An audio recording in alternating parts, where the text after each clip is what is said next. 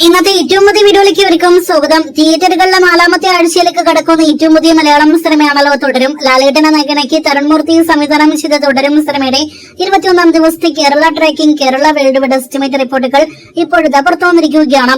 അതിനു മുന്നേ ഒരിക്കൽ കൂടി സിനിമയുടെ 20 ദിവസത്തെ വേൾഡ് വൈഡ് കേരള കളക്ഷനിലേക്ക് വരികയാണെങ്കിൽ വേൾഡ് വൈഡ് കളക്ഷൻ 211 കോടി രൂപയ്ക്ക് മുകളിലേക്കും കേരള കളക്ഷൻ 101 കോടി 90 ലക്ഷത്തിനടുത്തും 20 ദിവസങ്ങൾ കൊണ്ട് ലാലേട്ടൻ സിനിമ തുടരും എത്തപ്പെട്ടിരിക്കുകയാണ്.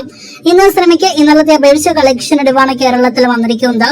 ഇന്നലെ ഇതേ സമയം 1 കോടി രൂപയ്ക്ക് മുകളിലാണെങ്കിൽ ഇന്ന് 91 ലക്ഷത്തിന് മുകളിലാണ് കേരള ട്രാക്കിംഗ് ഗ്രോസ്. ഇന്നത്തെയും ഫൈനൽ കേരള ഗ്രോസ് സിനിമയ്ക്ക് 1 കോടി രൂപയ്ക്ക് മുകളിലുണ്ടാകുമെന്ന് ഇപ്പോൾ തന്നെ ഉറപ്പിക്കാം.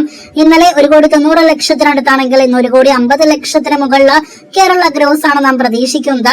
അങ്ങനെങ്കിൽ 21 ദിവസങ്ങൾ കൊണ്ട് തുടരും കേരള ഗ്രോസ് 103 കോടി കടക്കുന്നതാണ്. 103 കോടി 50 ലക്ഷം റേഞ്ചിലാണ് ഇന്നത്തോടെ സിനിമയുടെ കേരള ഗ്രോസ് എത്തപ്പെടുക.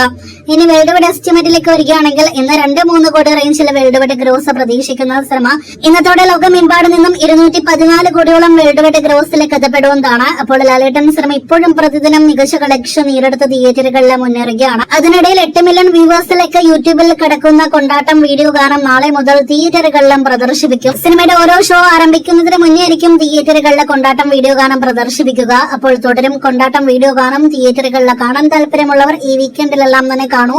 കാത്തിരിക്കൂ അടുത്ത ദിവസങ്ങളിലെ വമ്പൻ കളക്ഷൻ റിപ്പോർട്ട് കേൾക്കുവാനായിട്ട്.